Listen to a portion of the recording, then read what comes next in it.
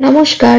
দেশে প্রবাসে অনুভূতির নতুন একটা ব্লগে আপনাদের সকলকে অনেক অনেক স্বাগত। গতকাল ডাক্তারের কাছে অ্যাপয়েন্টমেন্ট ক্যান্সেল হওয়ায় আজ সকাল সকালই পিসিমণিকে নিয়ে চলে আসলাম চোখের ডাক্তারের কাছে। ভাবলাম আজকে আর কিছুতেই ক্যান্সেল করতে দেওয়া যাবে না, কেন কি অনেক দিন ধরেই চোখটাতে তার খুব প্রবলেম হচ্ছিল, কিন্তু কিছুতেই টাইম করে ওঠা হচ্ছিল না। আর এই যে সামনে এত বড় পুজো গেল, যার জন্য কিছুতেই সমস্ত ডাক্তার একের পর এক বসছিলেন না। আমাদের আশেপাশে প্রচুর চোখের ডাক্তারখানা আছে, এই যেমন ধরুন সুশ্রুত, শঙ্কর নেত্রালয়, আবার এই এএসজি আই হসপিটাল। তো আমরা বরাবরই যখনই চোখের ডাক্তারের প্রয়োজন হয় নির্দ্বিধায় এই এএসজি আই হসপিটালে চলে আসি। এখানে সকাল 10টা থেকে শুরু করে রাত 8টা পর্যন্ত অনেকজন চোখের ডাক্তার বসে। বাচ্চাদের থেকে শুরু করে বড়দেরও ডাক্তার এখানে বসেন। বাচ্চাদের জন্য পেডিয়াট্রিক আই ফিজিশিয়ানও এখানে আসেন। দেখুন, আজকে এসে দেখলাম এত ভিড়, যদিও আজকে উইকডেজ, তবুও আজকে এত ভিড় দেখে তো আমার চক্ষু চড়ক গাছ।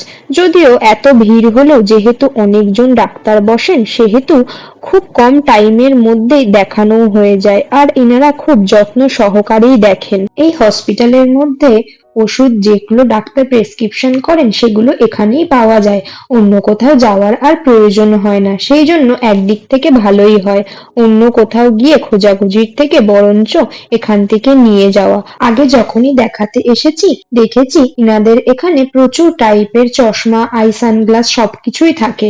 এবার এসে দেখলাম স্টোরটা আরো বড় হয়েছে। আপনারা কেউ যদি এএসজি আই হসপিটালে চোখ দেখাতে আসেন তাহলে নিঃসন্দেহে এখান থেকে গ্লাসেস বানাতে পারেন।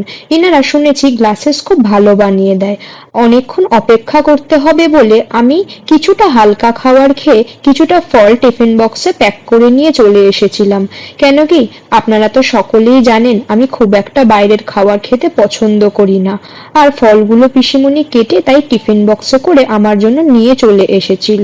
আমি বসে বসে সেগুলো খেতেই পিসিমণিকে ডাক্তার বলল একবার আই ড্রপ দিয়ে চোখটা এবার পরীক্ষা করতে হবে। আই ড্রপটা দিয়ে ওই 5 মিনিটের মতন বসিয়ে রেখেছিল। তারপরে ডক্টর নিজের চেম্বারে ডেকে নিলেন যে চোখে কোনো পাওয়ার এসছে কিনা, কিংবা অন্য কোনো সমস্যা, আর চোখে অ্যাকচুয়ালি কি সমস্যা হচ্ছে সেটা ভালো করে দেখে নেওয়ার জন্য। চোখে যে পরিমাণে পাওয়ার এসছে দেখে মনে হচ্ছিল হয়তো উনি কিছুই দেখতে পাচ্ছেন না। তো ডাক্তারের কাছ থেকে সমস্ত কিছু হয়ে যাওয়ার পরে ওষুধ নিয়ে আমরা ঘরের পথে এবার ফিরে আসছিলাম। পথে ফেরার সময় এই যে কেষ্টপুর ঠিক সাবওয়ের এখানে নেমে আমরা দেখলাম কত কি বিক্রি হচ্ছে, বিভিন্ন রকম ফল, তারপরে এই বক ফুল, কিছু ব্যাগের দোকানও বসেছে। এইসব দেখে আমরা আর লোভ সামলাতে পারিনি। কি বলুন তো, যতই ঘরে ব্যাগ থাকুক না কেন আর যতই ঘরে সবজি থাকুক, আমি আর পিসিমণি বেরোলে বরাবরই এই জিনিসটা হয়, আমরা কিছু না কিছু কিনে অবশ্যই ঘরে ফিরবো, যতই ঘরে জিনিসপত্র থাকুক না কেন।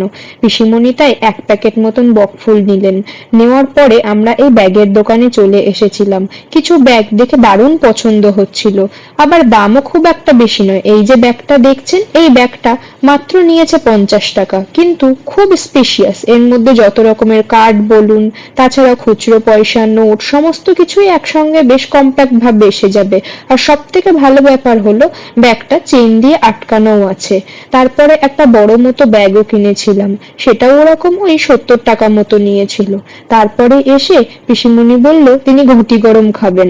এটা তো আপনারা সবাই চেনেন, যদিও গুজরাটে না পাওয়া গেলেও আমি খুব একটা এখানে এসেও এই জিনিসটা আর খাই না। আগে যখন স্কুল টাইমে ছিল তখন এই জিনিসটা অনেক খেতাম, এখন আর সেরকম একটা ভালো লাগে না। তাই পিসিমণি শুধু নিজের জন্য 1 প্যাকেট মতন ঘটি গরম বানিয়ে নিলেন। ঘটি গরমটা খেতে খেতে আমরা ভাবলাম এবার একটু বাড়ির পথে এগোনো যাক, কেন কি বাড়ি ফেরার পথে আরো কিছু জিনিসপত্র কেনার আছে।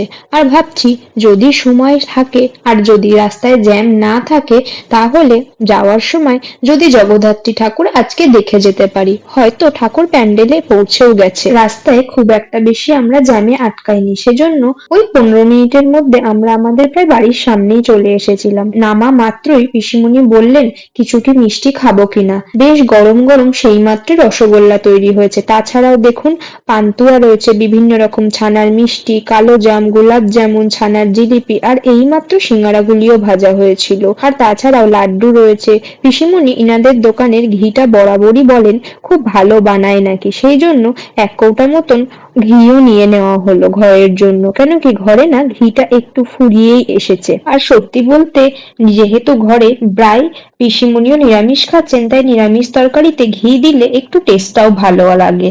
তাই ঘিটা নিয়েই আমরা বাড়ির পথে এগোতে এগোতেই দেখলাম যে পুরো রাস্তাটা এরকম কি সুন্দর লাইট দিয়ে সাজিয়ে দিয়েছে, দেখে কি সুন্দর লাগছে দেখুন আপনারা। তাই ভাবলাম আপনাদের সঙ্গেও একবার আমি এই দৃশ্যটা শেয়ার করে দিই। আর পথে আজকে অন্যান্য দিনের তুলনায় লোকজনটাও খুব বেশি, যদিও আমাদের বাড়ির সামনে অনেকগুলো দোকান বসে, মানে এই খুচখাচ কিছু খাওয়ার দোকান, মানে যেগুলো সন্ধ্যাবেলা আপনার মুখরোচক খাওয়ার বলতে পারেন, কিন্তু স্বাস্থ্যের জন্য সেগুলো অবশ্যই ভালো নয়। কিন্তু কি বলুন তো, সেগুলো দেখলেই মনে হয় একটু খেয়েই নি, কি হবে অত চিন্তা করে। সেই দোকানগুলি আজ একটু কম আছে, হয়তো বা ওই পুজো প্যান্ডেলের সামনেই তারা দোকানটাকে সরিয়ে নিয়ে গেছে, কেন কি সেখানে তো ভিড় আজকে অনেকটা বেশি হবে এই পুজোর জন্য। চলুন আমরা আস্তে আস্তে পুজো প্যান্ডেলের দিকে প্রায় অনেকটাই পৌঁছে গিয়েছি। হ্যাঁ, যা ভেবেছিলাম ঠিক তাই, ওই কাকিমণিগুলো আর কাকুরা দোকান আজকে এখানে সরিয়ে এনেছেন, কেন কি পুজোর মাঠে অনেকটাই বেশ ভিড় আছে। যদিও পুজোর মাঠে গিয়ে দেখছি যে এখনো পুজোর কাজ হচ্ছে, কিছু কিছু লাইটিং এর কাজ, কিছু সোলার কাজ এখনো তারা করছেন। পুরো রাস্তা জুড়ে যেরকম সুন্দর লাইটিং এর কাজ হয়েছে, পুজোর প্যান্ডেলের সামনে এসে আমি তো দেখে অবাকই হয়ে গিয়েছি অনেকটা, যে কি সুন্দর ভাবে পুজো প্যান্ডেলের বাইরেটা সাজিয়েছে, না জানি ভেতরটা আরো কত সুন্দর সাজিয়েছে। যদিও এখনো এই সেলফি জোনের কাজটা বাকি রয়েছে, হয়তো আর বেশিক্ষণ না, আধা ঘন্টার মধ্যে শেষ হয়ে যাবে। কি সুন্দর একটা বাঙালি গ্রাম্য পরিবেশের চিত্র আমাদের সামনে তুলে ধরেছে। এটা হচ্ছে এই পুজো ক্লাবঘর, যেটাকেও সুন্দরভাবে লাইট দিয়ে সাজিয়ে তুলেছে, আর ওইদিকে একটা স্টেজ করেছে। আর দেখুন কুলো আর তালপাতার পাখা সহযোগে পুজো প্যান্ডেলের মেন গেটটা ইনারা সাজিয়ে তুলেছেন। আর দেখুন আলপনাটি দেখে আপনাদের সঙ্গে শেয়ার না করে আমি আর পারলাম না। তাছাড়াও একটা কি সুন্দর ভাবে তুলসী মঞ্চ করেছেন, যেদিকেই তাকাচ্ছি কি সুন্দর।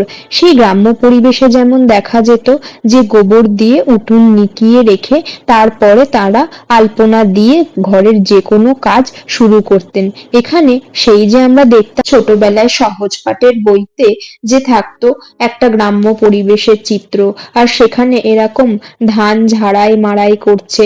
আর তাছাড়া দেখুন কি সুন্দর একটা ধানের গোলাও করেছে, এটা দেখে সবাই একটা একটা করে নিজের ছবি তুলে নিচ্ছেন। সত্যি আলপনাটা দেখে মন মুগ্ধ হয়ে যাচ্ছে, কিছুতেই চোখ ফেরানো যাচ্ছে না। আর পুজোর যে মেন প্যান্ডেলটা করেছে সেটা একটা বট গাছের অবিকল রূপ দেওয়ার চেষ্টা করেছেন। চলুন এবার আস্তে আস্তে পুজো মণ্ডপের দিকে যাই, গিয়ে দেখি যে মাকে কেমন ইনারা সাজিয়েছেন। বাহ, দেখে তো আমার একবার যেন দৃষ্টি মায়ের দিকেই আটকে গেল। চারিদিকে ওয়ার্লি ওয়ার্ক দিয়ে আলপনা করেছেন, আর তাছাড়াও দেখুন পোড়া মাটির কারুকার্য করা এরকম বিভিন্ন রকমের লণ্ঠন দিয়ে চারিদিকের প্যান্ডেলটা লাইটিং করেছেন। দেখে আমার একবারের জন্য বেশ চোখটা জুড়িয়ে গেল। কি সুন্দর একটা গ্রাম্য খুব সহজ সরল পরিবেশের চিত্র ইনারা ফুটিয়ে তুলেছেন। বন্ধু বান্ধব অনেকের কাছেই শুনেছি চন্দননগরের নাকি খুব জগদ্ধাত্রী পুজো বিশ্ববিখ্যাত, কিন্তু আমার কর্মসূত্রের জন্যই বলুন আর বিভিন্ন ব্যস্ততার জন্য কোনোদিন এখনো পর্যন্ত চন্দননগর গিয়ে পুজো দেখে আসা হয়ে ওঠেনি। কিন্তু এখানে এসে মনে হচ্ছে যেন মা আমার মনের ভেতরের কথা জানতে পেরেছেন। সেই জন্য এই প্যান্ডেলে এসে মনে হলো চন্দননগর যেতে পারিনি তাই কি হয়েছে, এখানে এসে মনটা যেরকম জুড়িয়ে গেছে, তাতে কিছুটা হলেও চন্দননগর না যেতে পারার যে দুঃখটা ছিল সেটা মিটে গেছে। আর এই সাইডে দেখুন একটা গ্রাম্য পরিবেশে যেরকম খোলামেলা আবহাওয়ার মধ্যে বাচ্চাদের শিক্ষক মহাশয় এরকম পড়াতে নিয়ে বসতেন, সেই একটা চিত্র ফুটিয়ে তুলেছে। চলুন পুজো তো দেখা হয়ে গেল, এবার আস্তে আস্তে ঘরের পথে পা বাড়ায়। আজকের দিনটি আমাদের বেশ ভালোভাবেই শেষ হলো। দিনের শেষে এসে মায়ের দর্শনও হয়ে গেল, আর দর্শনটাও খুব ভালোভাবে হয়েছে। আজ তাহলে ব্লগটি এখানেই শেষ করলাম। কাল একটা নতুন ব্লগ নিয়ে আবার আপনাদের সামনে উপস্থিত হব। যদি নতুন কেউ আমার ব্লগটি দেখে থাকছেন তাহলে চ্যানেলটি সাবস্ক্রাইব করে বেল আইকনটি ক্লিক করতে ভুলবেন না, তাহলে নতুন ভিডিও আসলে সবার আগে আপনারা দেখতে করতে পারবেন। সবাই সুস্থ থাকবেন, ভালো থাকবেন, আনন্দে থাকবেন। সবাইকে নিয়ে আনন্দে প্রত্যেকটা পুজো, প্রত্যেকটা অনুষ্ঠান আর প্রত্যেকটা দিন কাটাবেন। শুভরাত্রি।